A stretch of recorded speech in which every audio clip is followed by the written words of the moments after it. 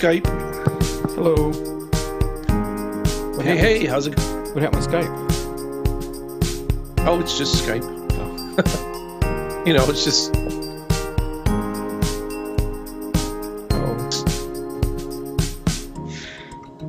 Oh. You're there, and you go. Then you're there. Now you're here. Right here now? Yeah. Yep. Okay. I got right, so we got the bar, and there's the main window. Looks good. Good. Oh, everybody can hear us. So, nope. I'm gonna leave that on. Well, can we bring us live, or do we need to discuss anything beforehand? no, I'm good. Okay. Bring us over. I need to put pre-show up, and I need to get your video. You don't have my video? I think it's because the last time I did this was with Tim, so I need to find that here and select that. I see my video. That's not the right one. It's in there somewhere, Mike. Just keep poking buttons. So many. I got 80 different screens, or 80 different. What do you ever call these things? Yes, those things. Windows. Yeah. I don't know what the official term for, but where I'm grabbing stuff. So let me look at something here. Oh, your different sources. 80 different sources. So I thought that was the one that was with you, but obviously it's not. So you should be. I should be on some NDI thing somewhere. Mm-hmm. Somewhere. Not that one. Side labels, none. Are we? Is audio going out? Should or be. You just shouldn't be. It or should be. Yeah. No, it should be. be. Okay. Oh, cool. Yeah, audio should be going out. No one's seeing your video yet, but they should be hearing us. It's better to not see me. You can just put the photo over there if you want. Leave me up in the corner.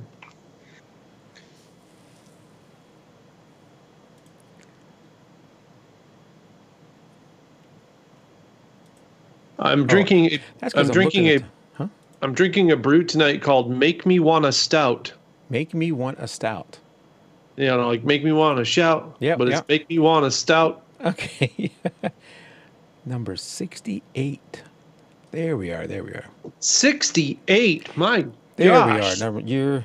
You're I don't know how you do it, Mike, because I'm telling you, man, if it's like the Fallout thing, and I don't want to see inside that inventory. I don't want to see the source. This is an Akai APC Mini, and you see some of the things are blinking. I'm hoping you can see it. Yeah, I can see it. Okay. Yeah. And I'm really not using that many of these.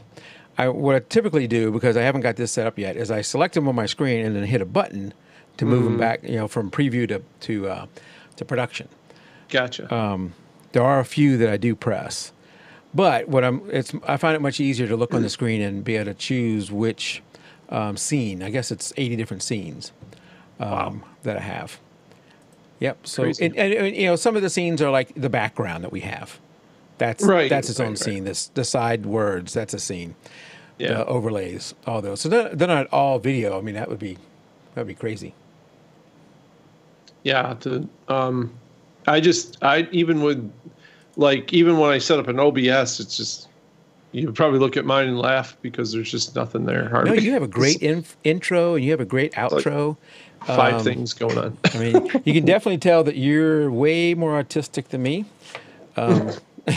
Way better at that stuff than me, because I look at yours and go, wow, that's really good. So I'm going to go ahead and get us started if Jan is out there. I don't know if she's out there yet or not, but if you are, Jan, I'm going to get us recording. If you're not out there, then you just missed that I did this. You just missed it, Jan. And when you come on, you'll say, Mike, don't forget to record. We are. Right. If you're coming in on Facebook, which I think is still a minute away, or on YouTube, you can see that we're in a pre-show. I'm calling up the YouTube chats right now, folks. There we go. Oh. right, now we're recording everywhere. I even have tonight, I have Janice did an edit on one of the photos that I'm going to share tonight. Oh, cool. Yeah. Awesome. Janice is good for that sort of stuff. She hop right in there and jump on it. So she loved the photo, so it's not a heavy edit. It's just really a crop to it. So that's really, I think, all she did to it was a crop.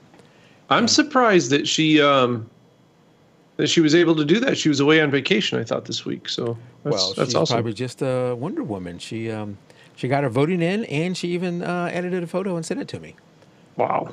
So yeah, really she's on the ball. Yeah, I know she was traveling that weekend or that week or whatever it was, so that put in a little extra time crunch for her, but she got it done. Look at that. YouTube just yelled at me to show your support by sending a super chat. I sent a super chat like the very first night it was available. You've done it twice, I think, so you've done it enough. I keep trying to edge people on. You like the show? Send Mike a super chat. There's Christina. Send him a super chat.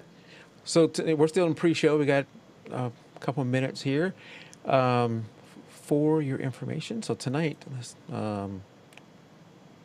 why is it not coming through on Facebook yet? Because Facebook sucks. I gotta tell you, I am getting tired of the issues with Facebook streaming, and at some point, I might give it up and just not keep trying. Mike, we got to start moving this show over to Twitch and over to Mixer, man. We'll do Mixer, Twitch, and YouTube. Those are the three big ones right now, I'm telling you. Yeah, I have a number of my podcast friends. They do the audio only over to Mixler, whatever it is. Oh no, Mixer is Mixer's a huge video platform. Okay. Then I was talking about something different. There's an audio only version, which doesn't take much of your stream upload to do that. But how do you think that a photography show would do on Twitch? So during my stream, I was talking about a project that I'm working on right now for a friend, and when I showed it to the stream people, they were all like, "Oh man, you gotta do like a show about how you do that stuff." And I'm like, "What?" And they're like, "Yeah, we'd watch that." And I'm like, "Really?"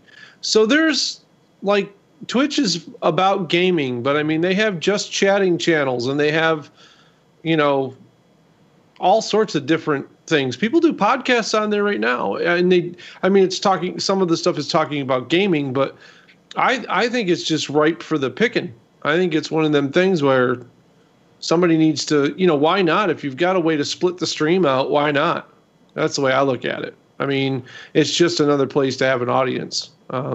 And who knows what might happen. Mixer is Microsoft's entry into the whole streaming game, by the way. Mixer's huge on Xbox. Yeah.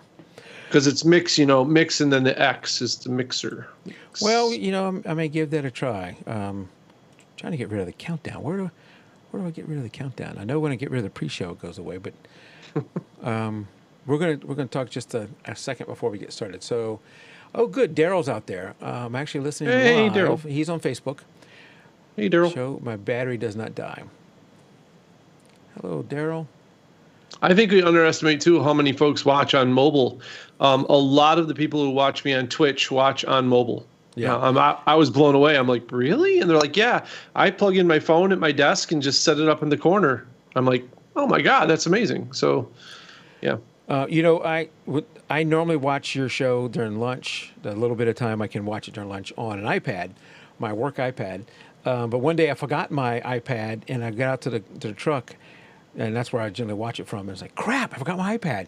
And I just watched it on my phone. And it was, obviously a smaller screen, but it worked just fine. And I can watch from there. So you're right. So I will eventually give Twitch a try. I want to do that. I'm broadcasting in 900p, too.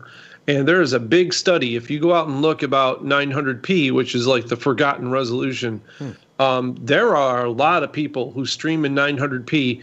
It gives you a 1080p look without the bandwidth problems, and you can broadcast in 60 FPS. Okay. And mobile can handle it. And so that's been really detrimental to me getting a lot of people on board, because I was worried about 1080p 60. Most streamers, streaming devices can't handle that. And I think for your game that's important to go 60 FPS. For Right. us For talking, like this, it's not. 24, 30 is fine. Yep.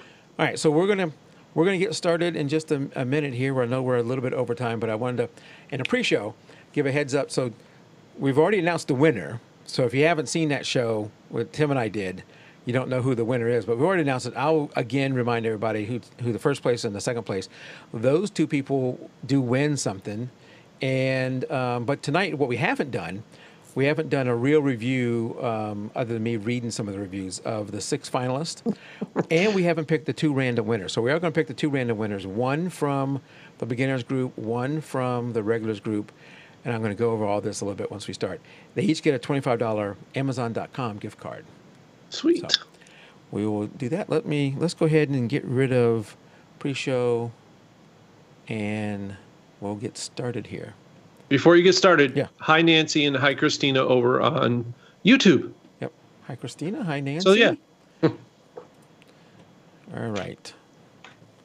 Let me get that. You ready? Let her rip, Tater Chip.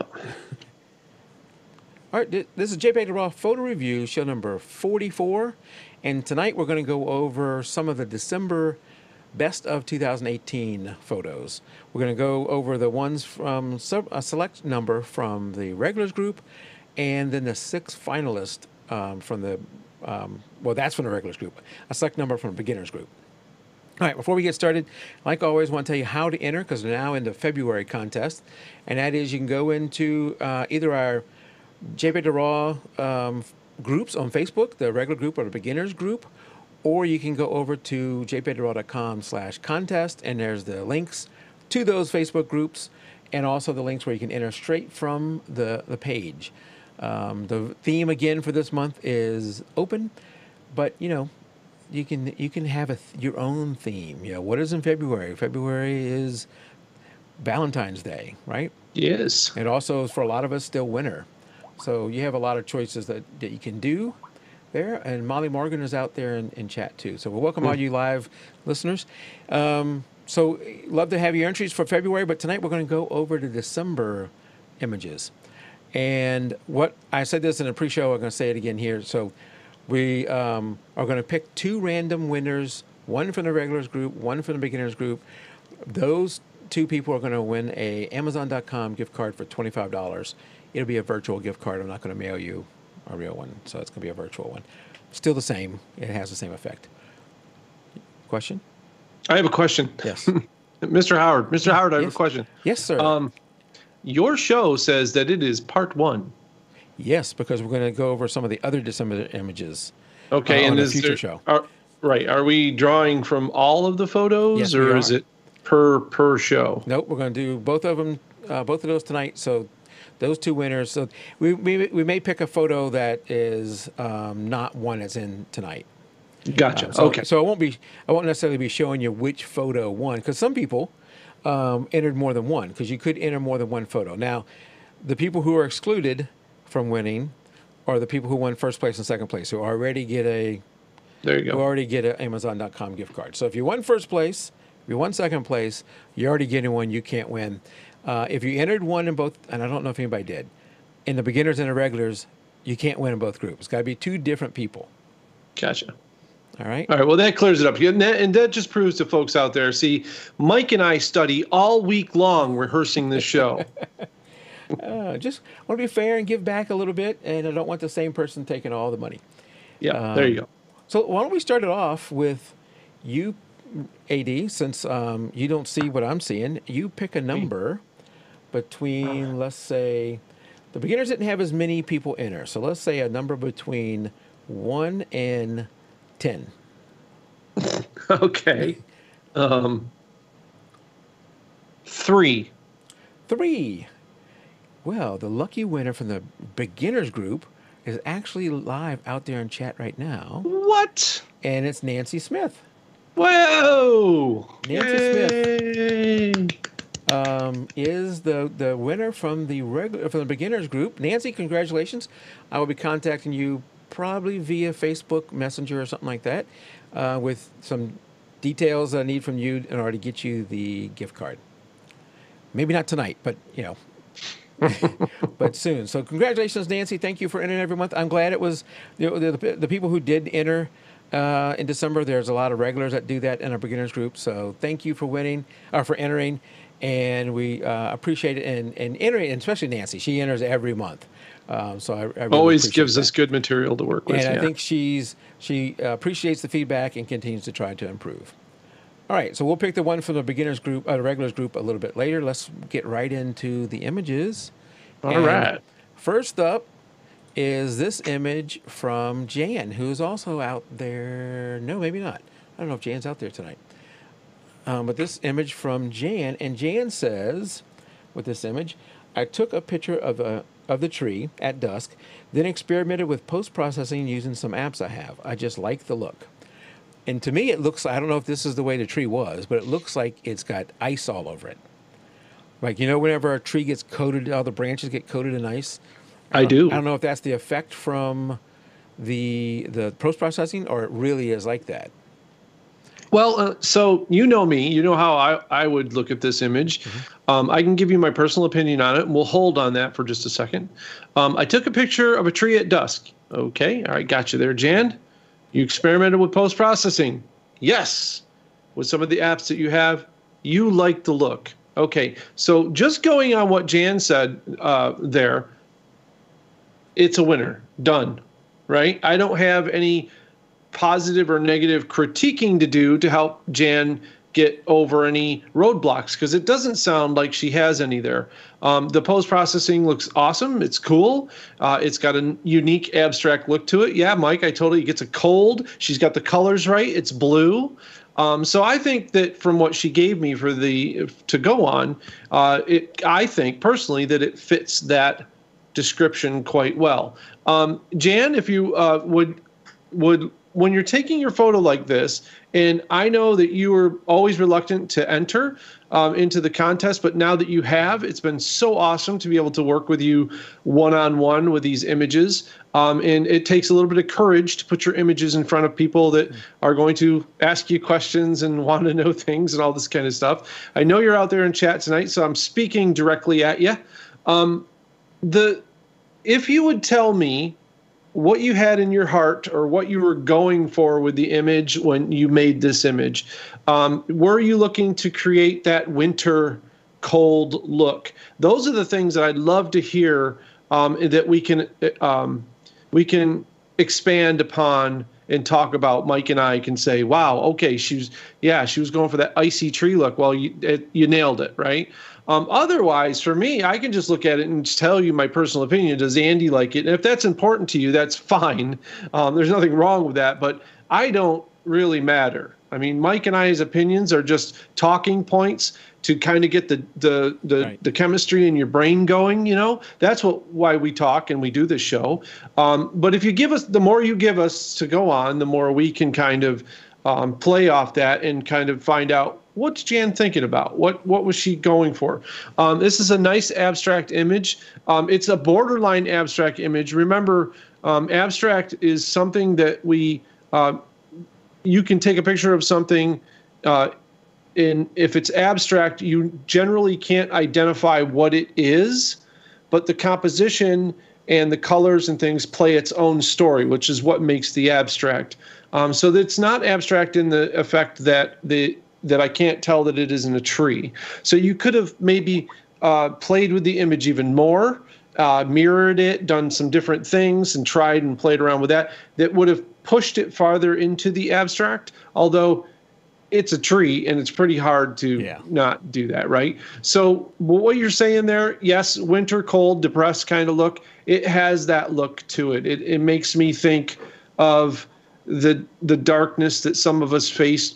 I have a problem with winter depression because they know it's known as Gray's disease, where just during the winter I can clam up and just and stay in bed for an entire winter, and so I don't like cold weather. I don't like freezing cold weather. And I don't mind snow, but generally we just have wind and cold where I live, and so I get that when I look at this image. I totally understand that kind of feeling that you're trying to project. So for me, I think it's a winner as far as that goes. Mike, what kind of, what are your feelings on the image? Well, I love blue, so right off the bat, I love the blue. And Right. Jan did say that the icy look on the tree is from the post processing. So I think that icy look on trees is cool because I live down here in Atlanta. I don't get that very often, so I Right. think some of that beauty of those trees, you may not find it as beautiful as I do, having ice on the trees like that, but I do. So from that standpoint. Even though she achieved that in post processing, I still think it's a cool look. And knowing that she was looking for a winter depressed look, Yep. yeah, I get that from that image.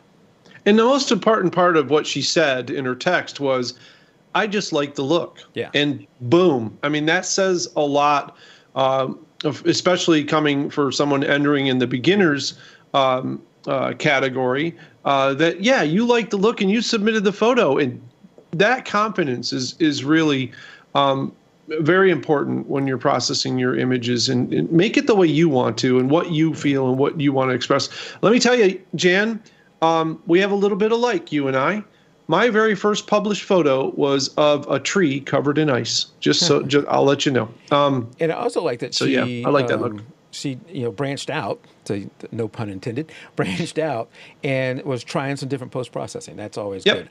I think we're going to have another image in a little bit that they did some post processing to it too. Be creative. Yeah, keep going. Doesn't always work, but you know what? Your failures are what help you grow too. You nailed this one though. Yep. Nope, no doubt. All right. So up next is this image from Daniel Sandberg. Hey. All right, Daniel. Daniel doesn't. I don't think he ever gives us much information. So all he gave us here was Cape Town, South Africa, and it looks It looks like a beautiful area. I don't know if it's shark infested, because that's what I have in my mind when I think of South Africa, is just shark infested waters with killer sharks. Well, it looks like there might be a shark in them clouds out there. I don't know. Yeah, but it is a beautiful area. Now, I have some questions for you, AD, because yes, sir. You got me doing border patrol, not control. And I go to the one on the right I'm okay with, the big cloud. What do you think about the upper left? Is that okay?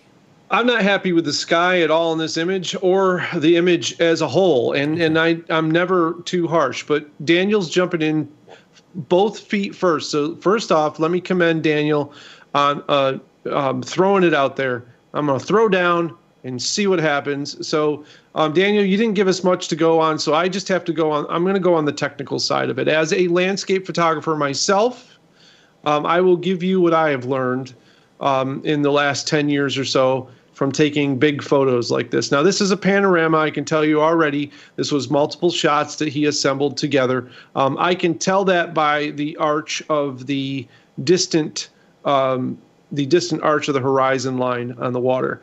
While this is a beautiful area, it could be captured and made more epic by getting rid of a lot of the sky up in the top, which is not really all that fantastic. I think this was a missed moment, whereas there's not enough detail or clouds in the sky to make the sky worth putting in the image.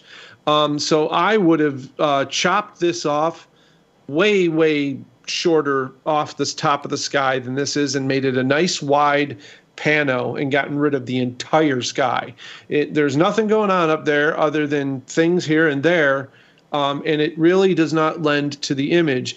And when you split your landscape images with a horizon in the middle and you do not have symmetry, you are now forcing the viewer to look at I'm looking at the water, I'm looking at the sky, I'm looking at the water, I'm looking at the sky, I'm looking at the water, sky. You're not really like taking in the image with any sort of story or any sort of leading the person or the viewer into the image, if you understand. So your foreground here, is it the hills? Is that your foreground and the water is your background? Well, if it is, how do you have a sky as a background too? That means you got two backgrounds, which means two things fighting with each other for being the star of the show. To me, the way the land hooks around tells a wonderful story. I'd just get rid of the sky. I'd cut this image down to probably 2/3 of what it is height-wise and remove all of that. The other thing is the sky may have told a better story if we waited long enough for those clouds to fill the sky, or at least be more even throughout the sky. I'm seeing some errors up in there, Mike. I see a little left of center right. I see a real blue blotch in there. I don't know what that is. That's part of that Border Patrol. There's also on the left, there's some round, like weird things. On the right might have been a lens flare or something. A lot of times you may not see these if your monitor isn't calibrated properly. Sometimes these shades will all look the same. So you have to be very careful with that. And that's how a lot of Border Patrol, a lot of people miss that. I'm seeing quite a few different lines and artifacts and whatnot in the image. I don't know whether this was taken with a cell phone. Could have been taken on a cell phone. I don't know. So Daniel doesn't give us a whole lot of information, but I would make sure that when you're creating these panoramas, make sure your horizon's straight and flat. That's very important. Water doesn't tilt. Water doesn't bend like that unless you're taking a picture of the entire Earth. And also, if you're trying to go for a fisheye look, then you know that's different. That's an effect usually. And please try to stay away from symmetry, as in putting the horizon in the center. The horizon should be in the lower thirds or the upper thirds, depending on which part of the image you want to be the superstar here. It wasn't the sky here. I'd have to say it's the bay. So I would have put the horizon in the upper thirds and cut this image down. Keep that foreground. I like the foreground. I like the way it hooks around. I think it's important to show that. That's why I would have cut the sky out of this image almost completely.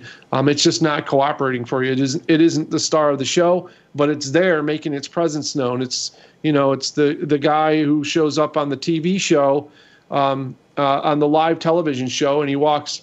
He's in the back waving peace or making a fool of himself in the back of the image. That's what the sky is doing to your image right now. So just be careful with that. I mentioned Border Patrol. So over the course of our 44 shows now, there's things that are sticking in my mind. The Border Patrol, and now this is one that you mentioned quite often, is that horizon in the middle, and the competition between the sky and the landscape, and getting those two right.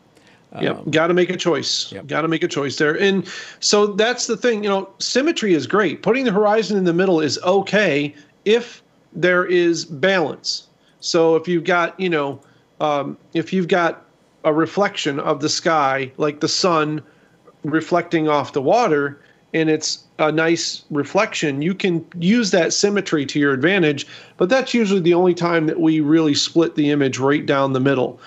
There are exceptions, but we're not at that level right now or talking about that sort of like fine art level, minimalist images where you would use that to create tension for the viewer and that sort of stuff. We're just talking about very basic stuff here in the beginners group, and this is one that I like to address quite a bit. And we go out and take a lot of landscape shots. This was a lot of photos, I would assume, to take a big thing like this.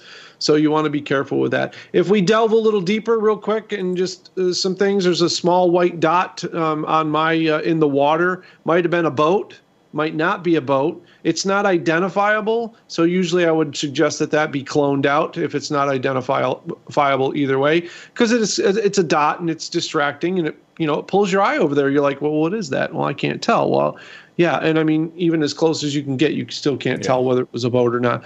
So just be careful of all those things, Daniel. Keep submitting.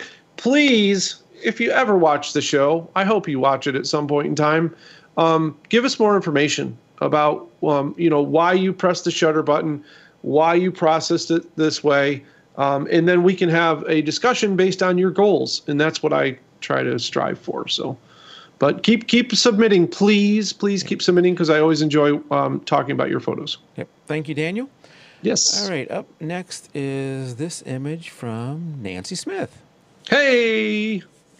Nancy, who's out there in chat, doesn't give us a lot of information either, but she does say sibling love with this. And this is where I have a question. I'm glad she's out in chat. I have a question, because I didn't, when I first looked at the photo, I like it. I like the brother and sister here, and Yep. the bond that you see there, and you get the feeling of the love between them, the two. Yep. But I think that this is a composite image, if I'm not That mistaken. is correct. That is correct. It is a Yes. composite image. So that is where that's the tough thing, is fooling. How can I tell it's a composite image? Well, I will tell you how, Nancy, and this is the things that you'll want to look for when you're compositing. And I can put you with some people that are also learning to composite and talk about this kind of stuff. Always be very wary of where your light is coming from and where your light is going when compositing images. So one thing you got right here was the light is coming from the right-hand side of the image. It's probably a sunset or something of that sort, and it's casting the long shadows. And the light part of their skin is nice and light on the right-hand side. So perfect blend there. If you look at the upper half of the image, you're like, wow, yeah, okay, this happened that way. As you scan down lower, though, you start to see at the feet that there are no cast shadows by the children, yet the trees are all casting long shadows.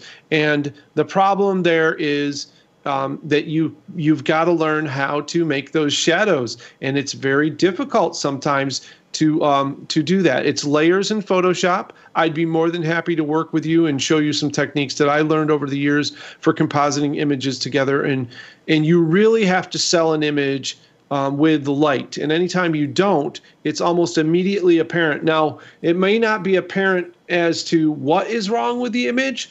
People who don't even notice things like that, they may not say to you, "Oh, I don't see any shadow down there," but they'll be like, "It's a cute image. I like it. There's something about it. I don't know. It's good. I mean, but they'll know that there's something with the image." So learning to do those shadows, underlaying shadows and cast shadows, it takes a little bit of work, but if you look for tutorials online, it'll show you how to take care of those.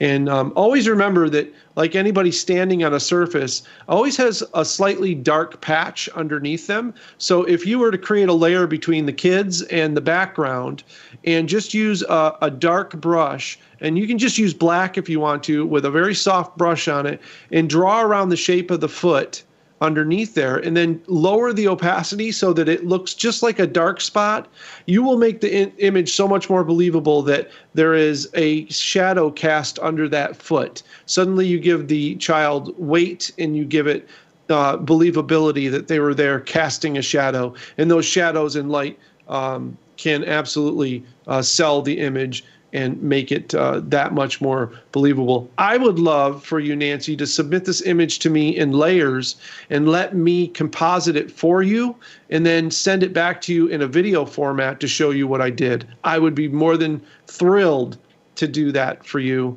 if it helps you out. I think it's a wonderful image. I think it's 99% there, and still could you could get it there the full 100%. So please let me know if that's a possibility, and I would be more than happy to help you out with that. And Mike or one of us will supply you with a private email that you could send me, and we can connect and check that out. So what I'm raising my hand for. Yeah. Oh, I'm sorry, Mike. I'm looking over it. You're not watching me. I have to apologize. Yeah, I don't see Mike because I have sorry. to look at the camera. So sorry. What I was raising my hand for was I was going to suggest, if you are still looking for ideas for your Patreon page, Yes. videos, that would be a great topic, especially if Nancy would supply those images and do it to that. If she doesn't feel comfortable with that, maybe something else. But to do a video, I don't know how long it'd have to be. So if it's too big, maybe it'd have to be more than one. But if not, I'd love to see that, because I know this is complicated work to get the feet to look right on touching the pavement, and the shadows too. So I'd love to see a walkthrough with that. And not to put Nancy on the spot, it's her decision, but if she were to supply that, I'd love to see it with this image here. Yeah, I think she did a good job matching like the green look of the background and the foreground of the kids. She did that really well. The toning of them is perfect. The only thing that I'm seeing that's missing here is the cast shadows, which is the giveaway, unfortunately, when you look at the image, is that the trees are casting shadows, and she did do some work there, and that's excellent work as far as that go. Now we have to just get the shadows from the kids. And you would not believe, sometimes when you first think about trying to do this, you're like, man, how can I like make that look like the shadow of a kid? And you won't realize that actually it's really just a line that needs to sell it. Just a very simple line in there of layering. So it's one of those things that I would love to take on and do. I actually have another Patreon supporter who is big into compositing. We just had our monthly meeting talking about her future, and she's a teacher right now, and she's thinking about retiring in 3 years, and she's trying to move towards being a photography educator in her area. So she wants to learn as well, and she loves doing composite images. It's one of the things she wants to teach. So I'm just starting to work on that with her as well. I'm putting the offer out there, Nancy. If it's anything you're interested in, please feel free to contact me or Mike and let me know that you'd like to do that. And we'll make arrangements and make it happen for you, for sure. And Nancy, you can either contact me through Facebook or email me at podcast@jpeg2RAW.com if you're interested. The most important thing too, Mike, I want to just say before we go on to the next image is this type of entry. Nancy leads the way of showing people this is how you need to put images like this out there to learn. Mm-hmm. You have to be not afraid to submit an image where that something like this is possible. So guys, if you have an image out there, it doesn't have to be perfect. Please, you submit perfect images. We're not going to talk a lot about them. We love to, the images that need work, and what we can help you with is what we need. So awesome. if you watch the show or the other show, I'm not a pro. I'm not nearly as experienced as AD. So I will tell you that when I first looked at this image, I instantly liked it because for me, I looked at the bond of the two kids, and it wasn't until I looked a little bit closer that I caught something was wrong. So my first impression was, oh, look at that. That is so cute. Yep. Especially the little boy in overalls and his foot up in the air. Just it's so cute. So from that standpoint, you got it. And I love that she tried and worked on the composite because absolutely. And other than the shadow, she did a great job. Oh yeah, and this must just be it might just be something where she wants to learn the technique. We'll figure it out. That's awesome. I'm glad she was here to share in YouTube chat as well. Yeah. So thanks, Nancy. All right, now that's the end of the beginners group, and we're going to move into the regulars group. And the ones we're doing tonight are the 6 finalists. So the one, AD, you were one of the judges this year, so you know these. Did you make all the feedback public? I have not yet, but I will. Oh, okay. I will make the feedback public. I don't say which judge said what, but I do. You're going to know now what. Yeah, you're going to know what you said. I'm a patsy. I'm on the show. I agree to do this show to expose what I say about people's photos. That isn't right. Oh, boy. So first up is this one from Gina Clark. Gina, who takes wonderful and amazing images and is an amazing post-processor. She never gives us much information, though. She just says Poppy, which I think is her nickname for this child, Poppy in the woods. Yeah. I had a lot of good things to say about this image. There were a few things that I felt could have been worked on a little bit more, but I thought it was a great image overall, and I thought she executed it quite well. It's very, it's got a very, like fantasy kind of feel to it. I love the little red coat. I mean, that's very classic. I think we talked a little bit about the darkness of the trees on one side and the little imbalance that's going on in an image that's otherwise symmetrical. I think that was, I think my feedback was more like, I think if it was, if maybe it was not slightly off symmetrically, that if it was more like in the thirds and more of the golden spiral rule, that it probably would have really nailed it. Let me try this, because one of the other reviewers that was their critique too, that love the image. They would have done a little bit different crop. So if you watch your screen, that's the original one. This is the cropped image that they did. Yeah. Yeah, for me, that's more powerful. Um, the path makes more sense to me. The large tree on the right in the dark area is not so commanding now. So for me personally, that is right on for me. I'm not sure that I would have gone with the 3:4 format still, Hmm. but that's fine. That gets that more says what I think I was thinking in my head. And Gary's right. Yeah, less is more here. Yep. That's kind of what we're saying. So But that's I the mean, original. beyond that, that's just a simple thing. The execution of the image and the captured moment and the look of the image and everything is, it's Fantastic. award winning. So yeah, this is a wall hanger for sure. And I'm sure this is this a relative of hers? Do you know, Mike? Or I think it is yeah, a granddaughter or something like that. I'm not positive, but I think it is a yeah. relative. Yes. Yeah, and it's so they're gonna love this photo. I mean, this we're critiquing it like fine art stuff, and Yes. the parents are just gonna freak out. I mean, Oh, it's awesome. Yeah. this is something that for 100 years is people are gonna look at and be just blown away by. So yeah, great job, Gina, on it. Great job. This was in my top. I think this was in my top 3 images that I picked from the end of the year. So It was. Yep.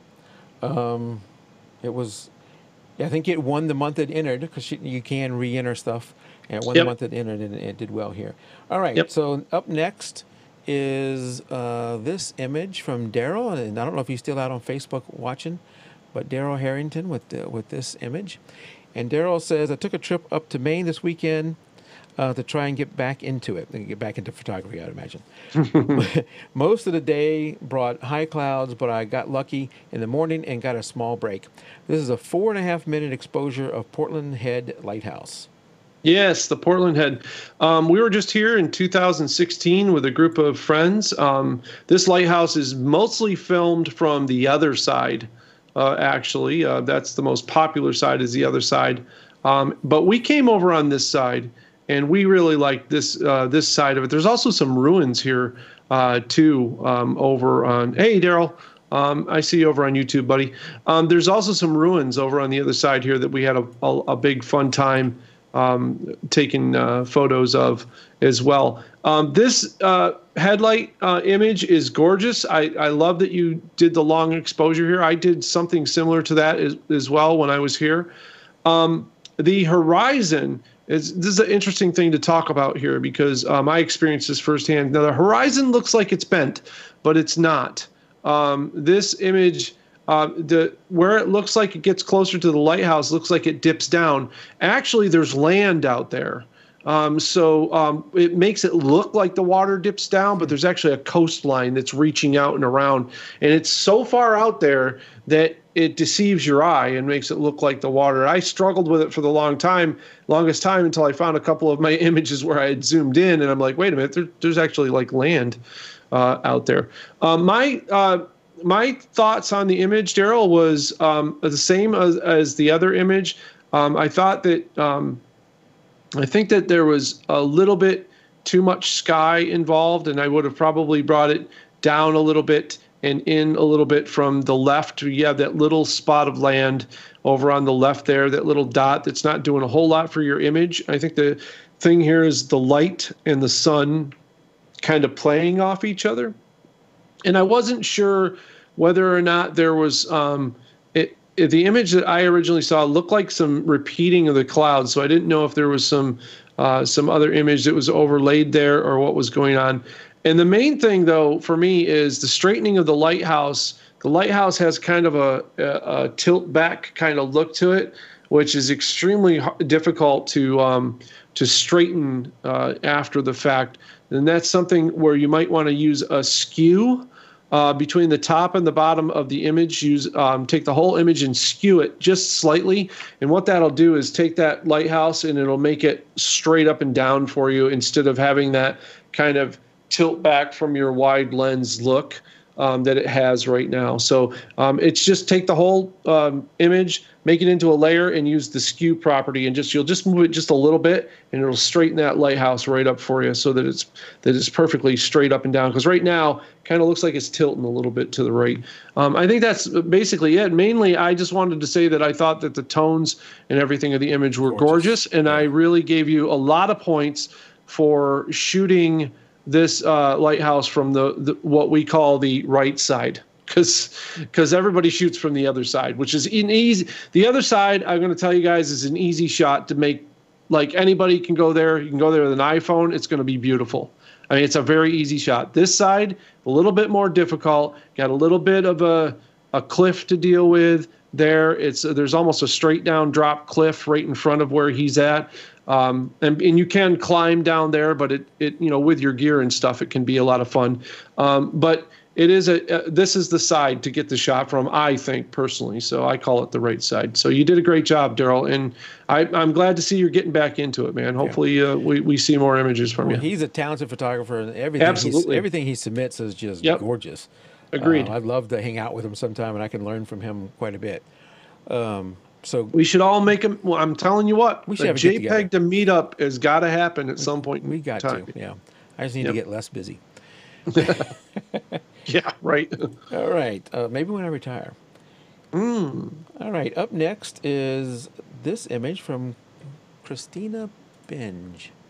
Woohoo! Christina Binge. Let me find her name. And I think she's out there. Now, Christina, I don't know if she knows this. I think she does. Was our second place winner. So I need to contact her and get that set up. So congratulations, Christina. You were our second place winner.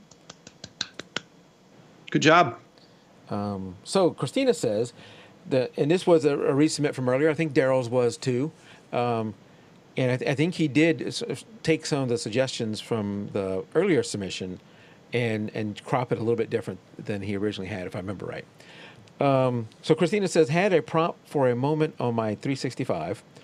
Ended up loving the outcome of it. Thought I'd share it and enter it here. So not a lot of details, but I think, I might have said that wrong. She said she had a prompt for movement. So this is movement. Yep. And I love the color, the green color, the spinning of the globe. If I had any critique, it would be that one dot off to the right is a little too bright. Yeah. Other than that, I love this image in the motion there.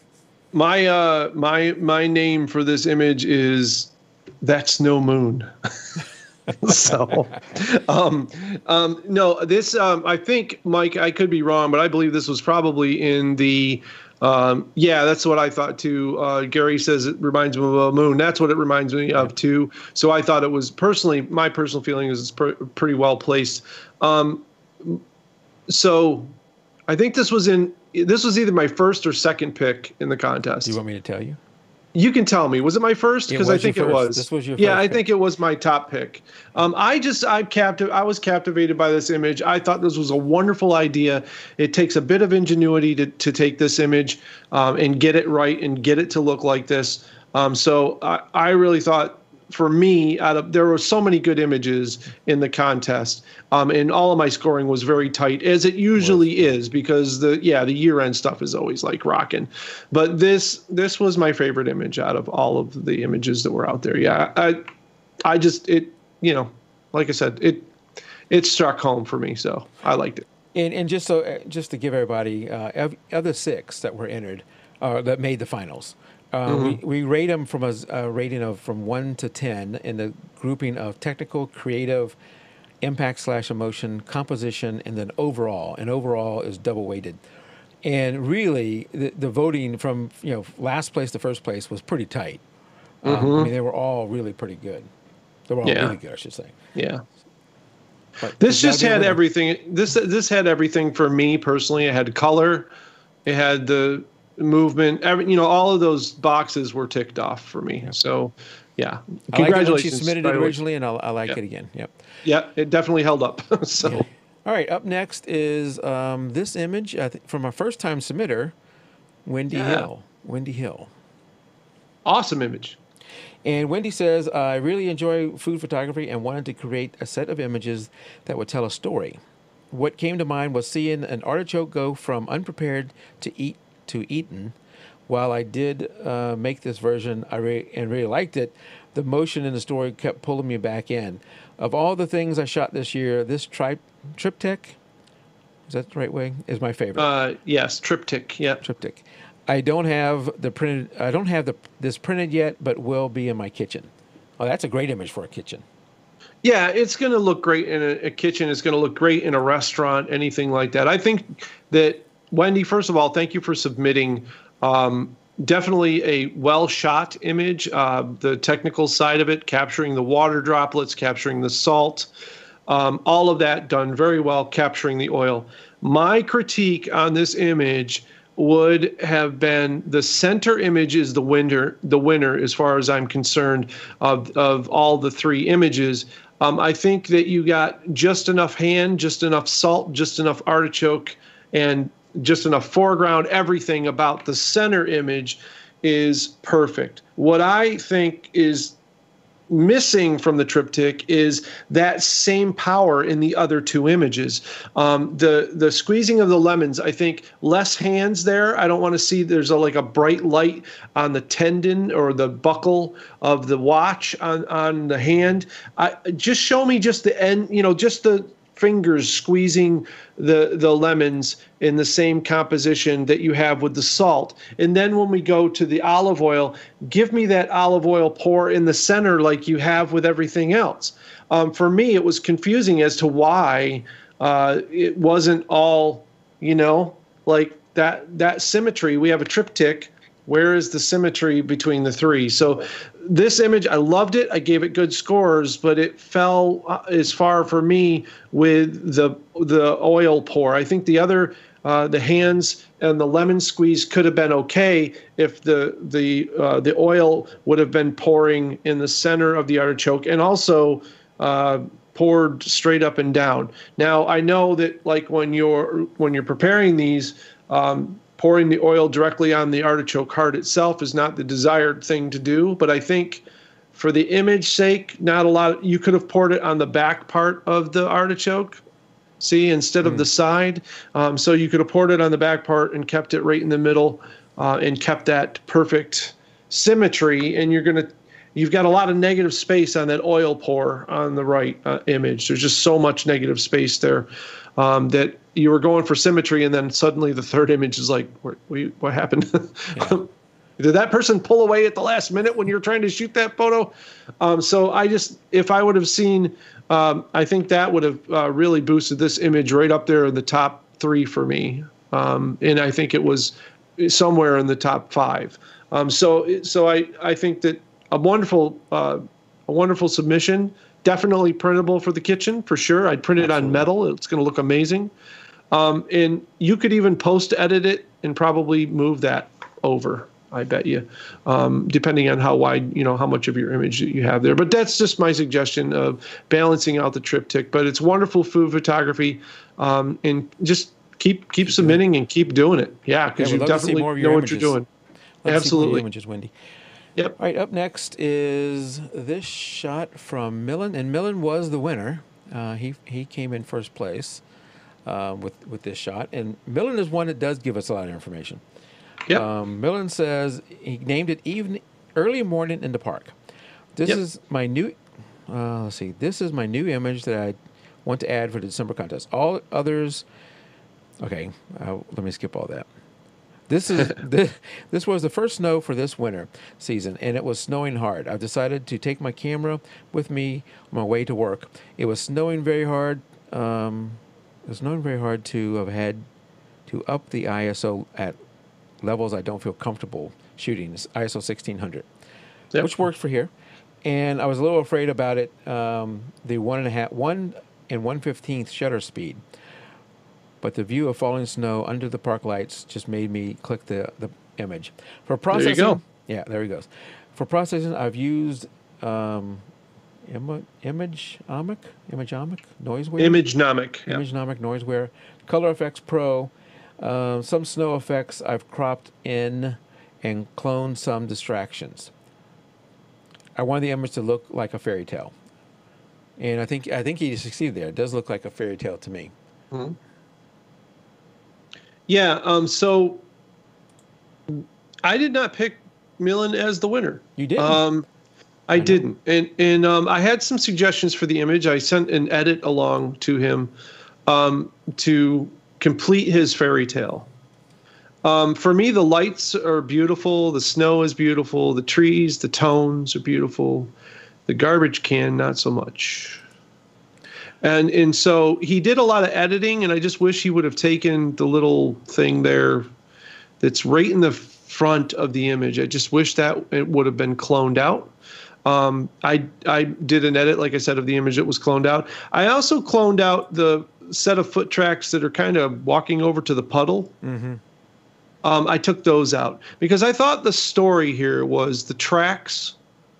It looks like, all I can think, this is what I think when I look at this image. And so this is, yeah, no person, Gary, you're right. But tell me if this strikes home. If you don't have the little garbage thing there or whatever it is, I'm not sure what it is. It looks like they By put the tree? by the tree. Yeah, that yellow thing with the I don't know what whatever. that is. Yeah, it's a distractor is what it is. But if you just have the tracks with the two lines next to it, all I can think of is some kid pulling his sleigh. Mm-hmm. His little sled behind him. And you don't need a person in the image when you have that. But then we have this other thing. I've got another story that starts right at that point and walks over to a puddle and then walks back across the thing. And I'm like, well, what was that? I've lost it. I've lost the wonderment of it. And so he's gone through all this processing. And I said, Millen, you were like 95% of the way there. The other 5% is get rid of those footprints. It's such an easy edit just to get rid of those. You've done so much other amazing work here that, why wouldn't you do those two things?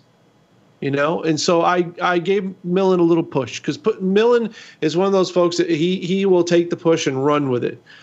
So Millen, next time, man, think about those distractions in there, and you will make more of the fantasy look. If we don't, when we want a fantasy world, it's interesting to leave things that are man-made in a fantasy world, but also it's certain things like utility things, unless we're going for like a dystopian, steampunky kind of world, we're going to remove the utilitarian, the dog pooper scooper holder or whatever that thing is. I don't know what it is, and that's the problem I think with it for me, is that it's there and it doesn't make sense, and it robs, that yellow mark just robs me of the blue and the white that this image was simpled down to.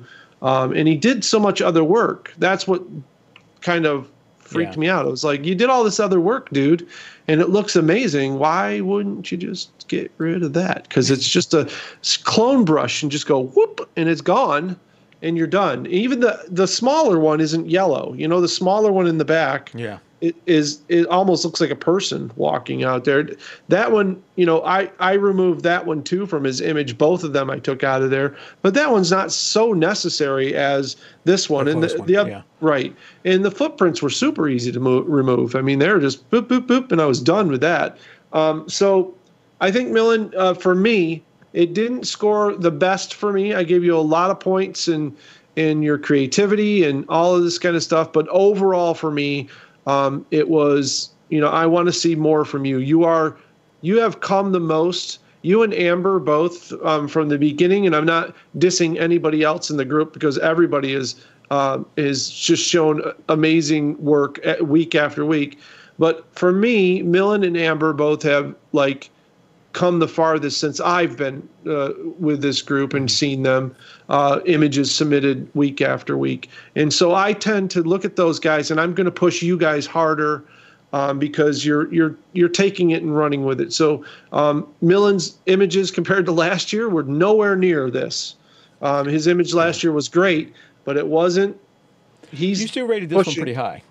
I did. Yeah. He's pushing boundaries, and it was important for me to let him know that he's doing that. And so I just think that Millen, keep going and make it. I think if you do those little edits, and I'd be more than happy again to share my edits that I did with you. And I think you got a printable print this up and put it in a coffee shop, and I bet you sell it. Yeah, and I know he listens to this or watches this after the fact. He does. Yes, he does. A much different time zone than us, but religiously, yes. He's in Bulgaria. Thank you, Millen. Wonderful image. You did win first place. I need to contact you because we got to figure out what we're going to do with how you're going to get the prize. I don't know if Amazon.com works where you live, but we'll talk about that. All right, last image up, speaking of Amber, is this image here from Amber, and I think she might have just left. So, what? Yeah. Amber. I'm sure she has a life. Like, I don't want to see what he has to say about my image. I'm out. I'm out. So Amber submitted this photo. This is one that she had submitted earlier in the year that we loved when she submitted it. And she says, she worked on this some more after the original post in the group. I used a high-speed shutter speed light through a softbox with a grid camera right, putting a before and after in the comments. Oh, shoot. So I wish I'd have pulled that in. She had a before and after in the comments. I haven't seen that. Sorry. The before is after basic ACR adjustments. Yeah, I mean, great image again, Amber. Like I said, this is a good example, I think, Mike, of less is more. We've said that a couple of times tonight. Mm-hmm. Amber didn't go overboard with this image, but the costuming is good. The light is amazing. The coloring and toning is graded perfectly. This just shows that she is really working on her craft. And I rated this image quite well as well. I thought she did a great job here. Composition is good. He's got that Mad Max kind of look going on. Yeah, it's all good by me. I think I might have mentioned before to grunge it up a little bit, and I think she did that. She added a little bit of grain to it, and she kind of faded the shadows a little bit, which is one of the looks that I absolutely adore. Is a faded shadow kind of look, or a matte look, as it's known. So I think she did that quite nicely as well. So this was just an excellent showing from Amber again. She just keeps getting better, which is awesome. Great image, Amber, and that was it for the December best of 2018. Very nice. That was the finalist in the regulars group. We're going to have some of the other images in another follow-up show that we're going to do. Not next weekend. I'm traveling, but maybe you'll have to talk to AD about a weekend after that. But we do now have to pick the random winner from the regulars group. So pick a number between 1 and 50. And if you pick a number that is Millen or Christina, I have to have you pick another number. So okay. You don't know what their numbers are, so you pick a number, and I'll. Between 1 and 50? Yep. All right. I'm going to pick my age, which is 29. 29. Let me see who 29 is. Ha! This person's also listening. That is awesome. Yay. I am so glad that both listeners who win both winners are listening tonight. And that winner, the image that I have here listed as number 29, is Daryl Harrington. Yes! Woohoo! I better write these Congratulations, Daryl. Let me write these things down. Who won tonight, Mike? Who knows? Nancy won. Nancy and Daryl.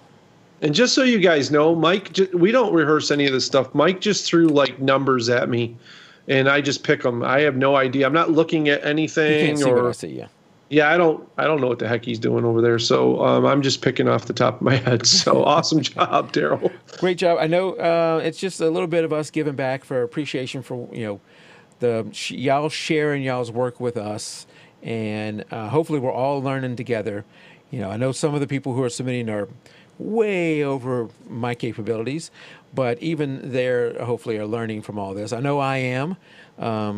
I'm learning from these critiques, and some of the things I have to hear it over and over again. They're starting to stick. Whether I can reproduce them or not is another thing, but I'm learning from the process. So, it's interesting. Uh-huh. It's interesting, Mike. I actually learn as well. So it's every week that I see someone's images. I see through somebody else's eyes. So I just personally want to say thank you to everybody out there for submitting the images and allowing me to hack my way through them. So, and I hope that, yeah, it does help everybody out. And I don't hope no one ever takes anything like a personal stab or believes that Mike and I ever think that we're like, well, we judge these images and we think, because we are totally not that way at all. It's we're here struggling and racking our brains trying to help people get past creative roadblocks. That's basically what our goal is and what I've always wanted to do with everybody on the show. So keep submitting the images and telling us why you took them. That's the important thing. And we'll keep doing what we're doing. So, yeah. Thank you, guys. All right, as we head out, I want to remind you, you can get this show recorded, the recorded version, of course, on YouTube. You can watch us live there, too. You can get it on iTunes, a video large or small, and you can also get it on Vimeo. To get that list, if you don't remember all that list, just head over to jpeg2RAW.com/subscribe, and I have links right there for you to see how to subscribe. Then don't forget to go over and check out AD's site, theexplorographer.com. Over there, if you want to contact AD, go over to Who is AD? Oh, no. Who is AD? And then he has a, down below, right? Yes, a contact form where you can go down below, contact him. Also has all his social media stuff, although that's shares. That's not your social media. Let's go back to the beginning. Or connect with you through all these different ways. Over on, not, you got to take the G Plus off here pretty soon. That's gone away. Yeah. I know. It's the same. We can talk about that in the post show. And then don't forget that he's over on Patreon on thecreators.com. And over there you can, subscribe, become a patron of his for as little as $1 a month. And then depending on what you want, you can go up from there. All the way up to a full mentoring session, or even the ultimate at $75, depending on what you want to do. And by doing that, even at the $1, what we were talking earlier, AD, about you doing the video to show us, if Nancy wants to submit her stuff, or if not Nancy's, you can do something else to show us that composite thing. As even a $1 patron, you can get that. You can watch that live. And the thing I love about watching live, just like this show, we can talk to you as you do it. Yeah, and it's this show for $1 a month. It's like this show only based on you in interactive. That's, we just take one photo or one program or one piece of software, whatever you want, and we'll go through it with you. And we do it with the other people in the community so that they can learn as well. And that's how it works in the community. You can pick subjects for me to make videos on or do live streams on, and then you can participate. And we can go back and forth and talk about things, and you can ask questions. And I always pause during my live streams and say, hey, if you guys have questions, I'm going to wait, a couple of minutes here and play around with the software, and you can watch me do stuff and type in your questions, and I go and answer what people ask about the software or ask about the technique or any of that kind of stuff. So $1 a month though gets you fully in the door. The other tiers really pertain to if you want, if you're working on a business and you want my mentoring once a month to help you further your business, to take what steps do I take to start selling my photos, what steps do I take to build a better website, all of that kind of stuff come at different levels. At the $75 level, what I'm doing is actually I do what Mike is doing right now. I engineer podcasts. I do Janice's macro photography live chat show. I engineer her show every week. I kind of work in the background, and she sends me a signal and guests and all that kind of stuff, and I produce a show live for her on the internet. So all she has to do is just basically show up and talk to people. She doesn't have to do all the button pushing like Mike. Mike's over there. He's not only like talking and critiquing photos, but he's like pushing. You saw the board. He's like got this board of 1,000 unmarked buttons that he's trying to do. I don't know how he does. You can't write. I don't know how he does it. I don't know how you do it, man. Who designed something you can't write on with all these buttons? That's just insane. Exactly. So, but anyways, there's different tiers and that kind of stuff. But if you have any questions, you can jump in. You can ask questions. You don't even have to subscribe. You can just come follow the channel. I do post some free stuff once in a while, and we do some free live streams once every other month or so. I'll do a free live stream so you can just see is it my deal? Do I like to do it? And if you do subscribe, it's not a contract. You can subscribe for 1 month for $1 and then be like, I don't like it. Yeah. And then stop it and just say, I don't like it anymore. So that's the beauty of that. Me personally, I like that where I can give back a little bit to, I only do it to 2 people right now. I contribute to you, AD, and also to my friend Don Kamarashka, because he does it, whatever he's doing, though, he puts out shows on a regular basis. Mm-hmm. But I think the way he's doing them is only when he posts them to Patreon. So I don't think I'm being charged every month, and I don't mind paying him every month because he does great work too. But if if you're enjoying somebody's work and you want to give back a little bit to them, like AD said, you can do it through Patreon, and you can stop anytime you want. There's no commitment. But and if you don't want to do any of that, just check me out on YouTube, because my YouTube channel is actually finally monetized. So good job. You can just go over and watch for nothing. So all right. Well, you have to do commercials, so that sucks. Thank you, everybody, for coming out live. We had a number of people over on Facebook and on YouTube, and we're going to go into the post show here. So until next show, keep shooting. Good night, everybody. Good night. And we finished. I know we wanted to cut this down to 30 minutes. I don't know if we're ever going to be able to do that, but we finished right at 1 hour. 1 hour. Yep, I see that. Yay! We have to work on cutting this down again. The only way to do it, I think, is to show less photos. So we'll tweak that. We'll talk about it. I know that if you're wondering why don't we show any of Mike's photos anymore and critique Mike at the end of it, it's because these things were dragging on so long. I didn't want to just make it go on longer. So we're not necessarily done with that. We may come back with that so that I am part of the group in there and getting critiqued, but I don't want to drag this on any longer than what we already are. And we wanted to make sure we get some of y'all stuff. Yep. Thanks, Molly. Molly's my neighbor, by the way, and just in case you don't know, she could actually probably drive down here and watch the show like over my shoulder sometimes. So she lives literally an hour away from me, or less, I think, depending on how the wind's blowing. So yeah.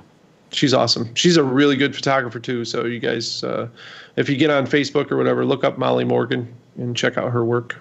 Awesome. I have to check her out. Yeah. Check out her work. Yep. Yeah. Anyway.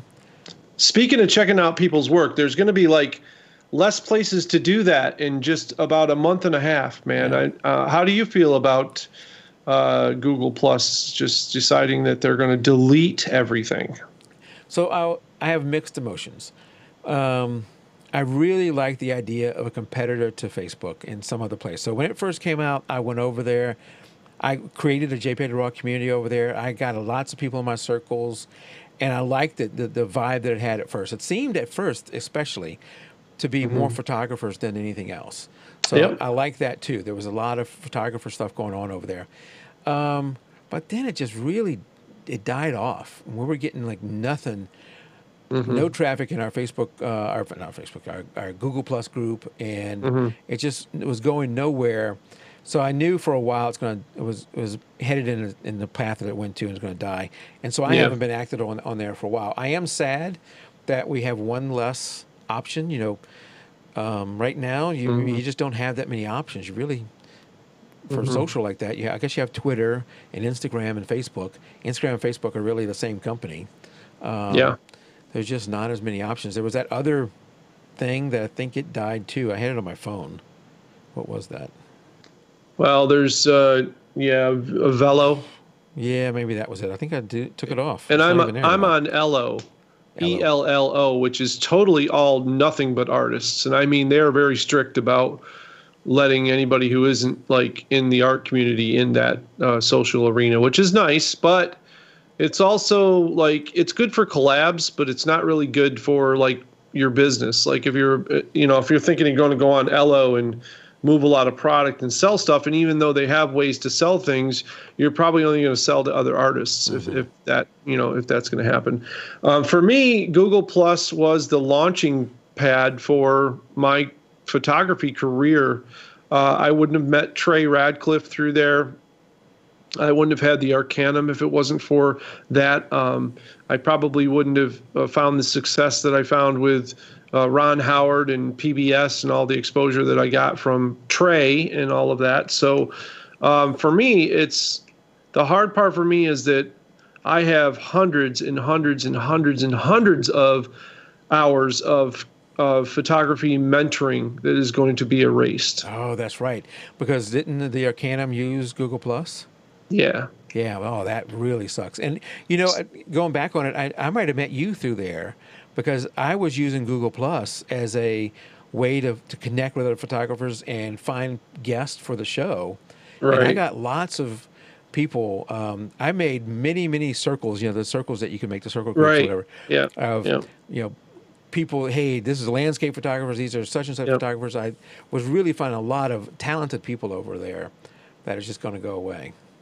Well, I think like anything that you build, humans will find a way to ruin it. The problem with Google Plus, and if many people don't know, the reason why Google Plus is going away is because their API has been breached, and they are putting it out like it wasn't a viable platform. But the real reason is that their API is now been, I guess, torn apart and outsourced to, sold on the black market.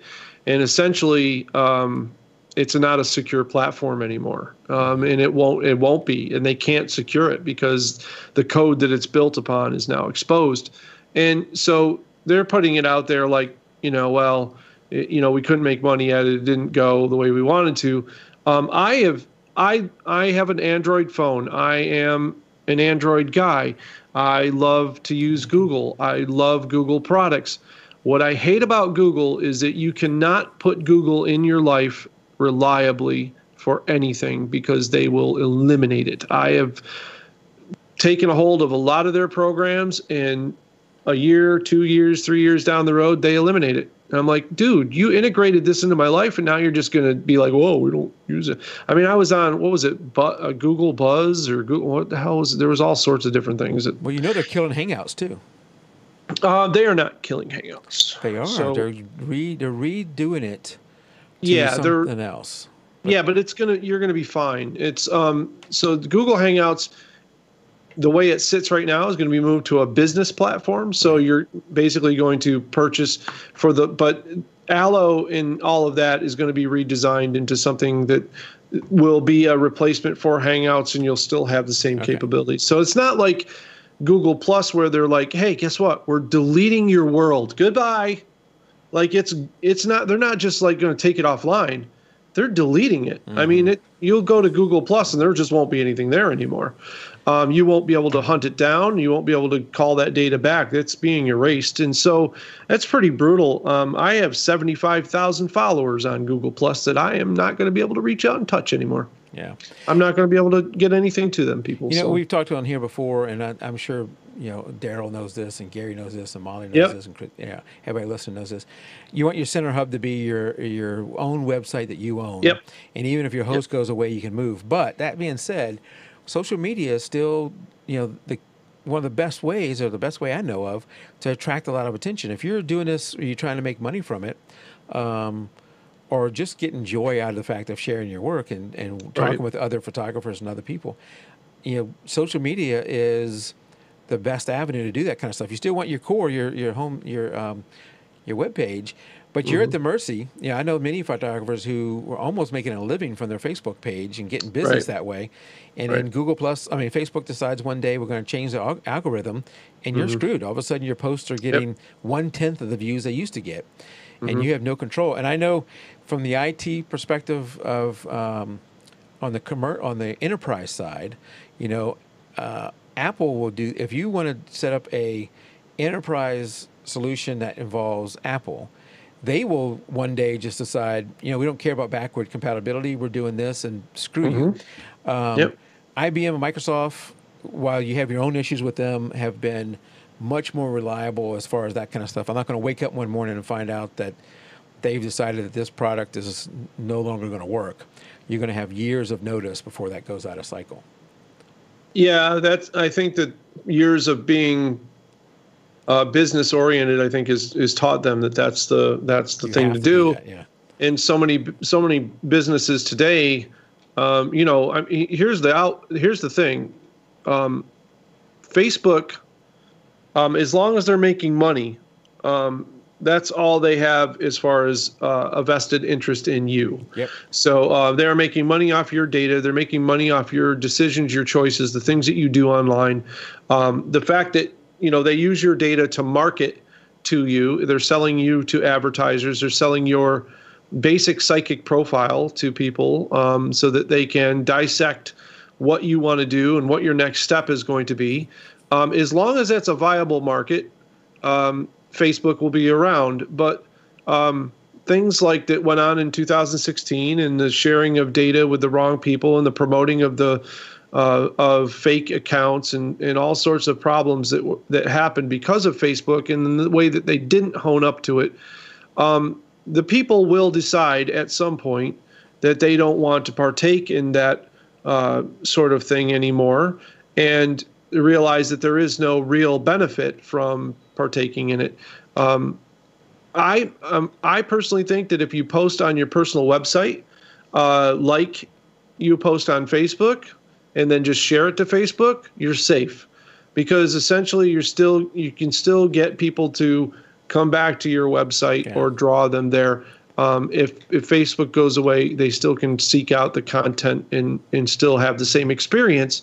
And transition quite easily for your fans or for people that follow you. But if you keep everything separate and you do everything's different, you're going to have Facebook on one side, and people are going to come to your website and see a completely different you. And so that's really difficult sometimes for people to transition. I left Facebook 2 years ago.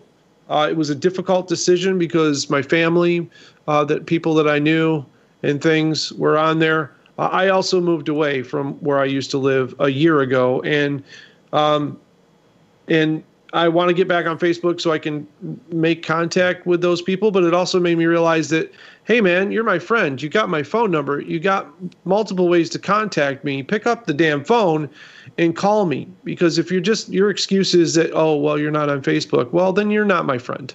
No offense. I know a number of people who've left Facebook, and yeah, I know that. Speaking of calling you, so I'm just going to give you a little bit here. So I called my mom yesterday. I call my mom every few weeks. She still lives in Louisiana. Talking to her, and she says, "Oh, by the way, your aunt died 3 days ago." And I go, "Well, what? When were you going to tell me? If I didn't call for another couple of weeks, when were you going to tell me?" She goes, "Well, you're just now calling." I said, "Mom, this phone not only makes calls, it receives calls. Yeah. You could have called me and told me that." We have like almost the same phone there, Mike. I think the problem for a lot of people is it's hard to quit Facebook. You did it. Gary has done it. It's hard to quit Facebook once you're invested in it because there's not a great other solution. Google Plus could have been, and in some time it was a viable other solution. I don't think they put the effort into it. At some point they kind of gave up, and whatever happened there. But there's really not a lot of other good places if you want that social media connection. Mm-hmm. Well, again, I go back to the human beings ruining things. One of the things that make or break a software or make or break a website is its hackability or its ability to be abused. So right now, it's a pretty well-known thing. Mike and I have talked about it. We play a game online called Fallout 76, and it's suffering from the same thing. Hackers have got in. They've gotten some of the most prized possessions that weren't released in the game yet. They've gotten those. They've gotten away with them. They've sold them on Reddit and all over the place to different people. And essentially, the company can't do anything about it. They can't block those items because there are people out there legitimately who should have them. They can't track down the people who they sold them for or say that they got them directly like that. It's the same thing with Google Plus. Google Plus had a problem with circles and abuse that was going on, so they eliminated the ability for us to create circles. I don't know if you remember that, but they took that like we couldn't have circles anymore. We could follow people. People could follow you, and that was it. And then the breach happened with the API so that kind of is one of those things. It's unfortunate, but you gotta be like a super fortress before you ever put anything out there. I think in the Well, public. you know, security is something that everybody thinks about. You know, banks are spending billions of dollars on security. The thing is, though, that the bad guy only needs to win once. The good guys have to That's win right. every single day, Yep. and all it takes is one loss. Yeah. Yeah. You hear about credit card breaches all the time. This company, that company had their credit card. I think us as a society are almost numb to it now, because okay, Home Depot just lost 500 million card numbers. So what? Yeah. Right. Because for us, I think as consumers, we're not out any money. You're going to get all that money come back to you as reversed. Where we are out the money is all that adds up, and we're being charged another way. So we are maybe not directly, but indirectly, we're all paying for that. And it's a pain in the butt too. Yeah. I mean, to go get another card and everything is usually just a nightmare of time lost and everything else. Yeah.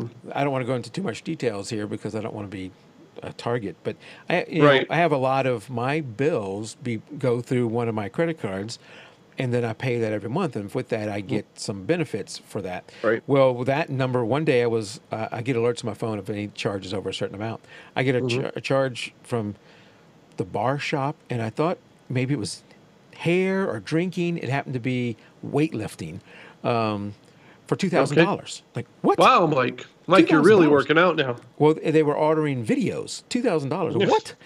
And Okay. then a few seconds later, another $2,000. I was like, oh my God. So on my phone, I have the ability to lock the account. So boom, lock the account, called the credit card company and said, what on earth? And they said, well, thank you for locking it. Since you've done that, 3 more 2,000s and a couple of 5,000s have tried to come through. So they immediately credited me back the money and said, we'll ship you overnight a new credit card with a new number. What that meant, nice. though, so they were very nice about it. I got all my money back. What that meant, though, was all those bills that were being paid that way, I had to hurry up and switch them all over. Oh, yeah, before they default. Yeah, before they try to charge me and it doesn't go through and whatever else. So it was a real pain in the butt. Yeah, it is. We've been breached a couple of times, and just password changes alone.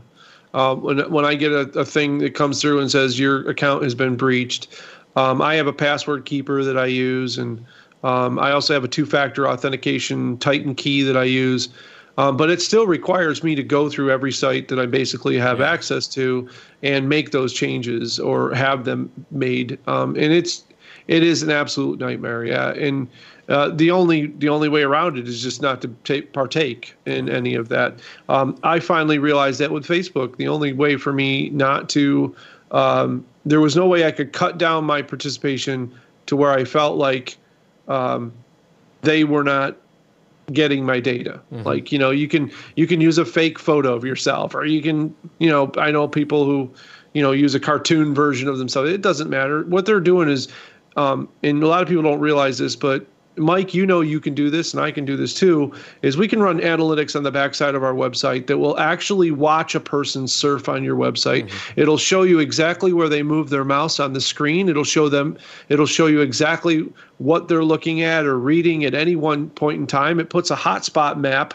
all over and shows you what that user's looking at. Now, it won't tell me who that user is, but it will connect it to an IP address for security reasons. So if I wanted to find out, I probably could. That's nothing compared to what Facebook does when you're on their site.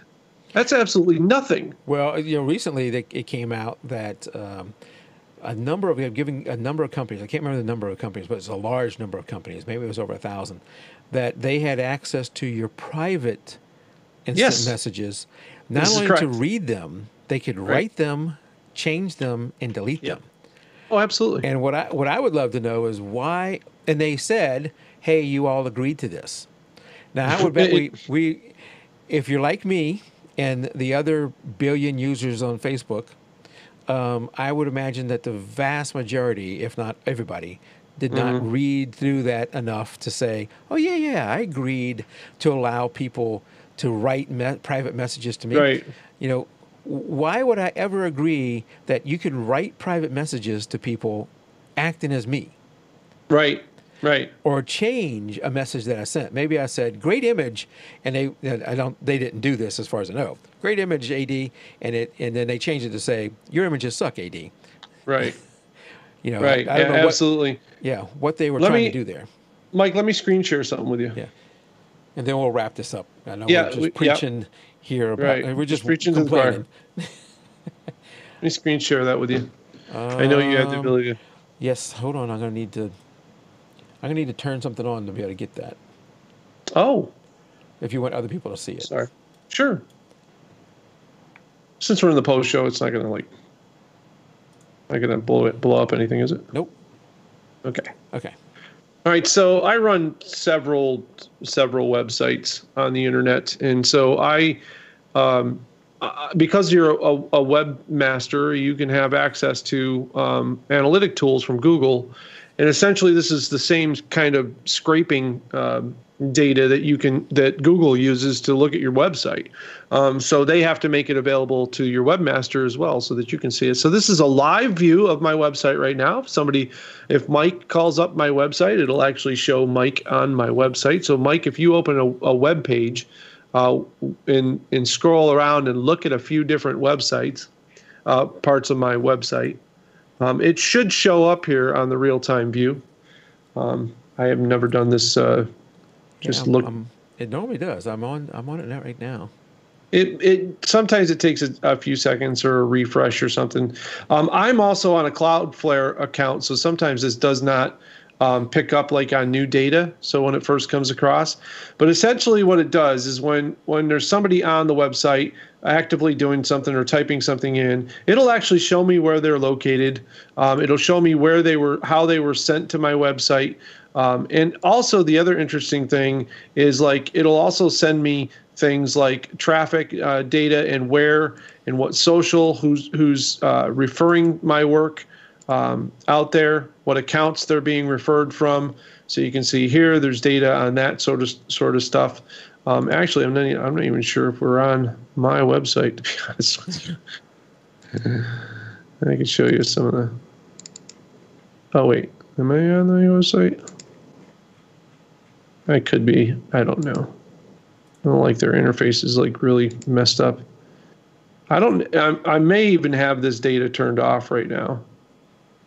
So it just shows here though, like my bounce rate, 60%, so on and so forth, and all the data. And then it can be broken down too into the other thing that's interesting is they now have demographics, so you can actually see I can see what my age groups are. If I can target those, I can look and see, and yeah, I probably don't have this turned on right now. So I haven't looked at this data in a long time. But what I was using it for initially is I would teach students how to read this data and why it was important to not change your website dramatically over, a 6-month period. You need to wait a couple of years to see accumulate enough data to know whether or not changes are applicable. Some people make changes to their website every week, and you just confuse the crap out of people a lot of times, when they're looking. But this is a really valuable tool. It seems like it's just a bunch of numbers, but it is actually a really valuable tool to use to decipher what people are doing while they're on your website and that kind of stuff. So I don't know if I have any behavioral flow stuff here, but you can see where they go on the website. You can see what's, kind of where the referrals are at. Let's see if it's picking up on you yet, Mike.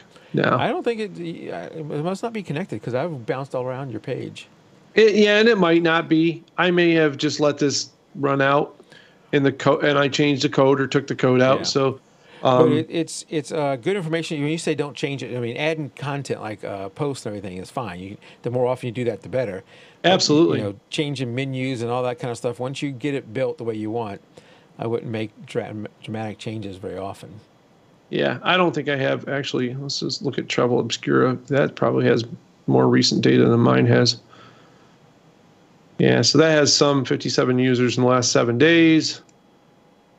I don't know if there's somebody real time on there right now, but it's really a nice layout. But you can also get extensions for this for the heat maps, which basically show you exactly what people are doing when they're on your website. Their mouse movements it records. I mean, it's pretty amazing. Yeah. But But that's, like I said, that's nothing compared to the data that Facebook collects on you. Their algorithms are even crazier than that.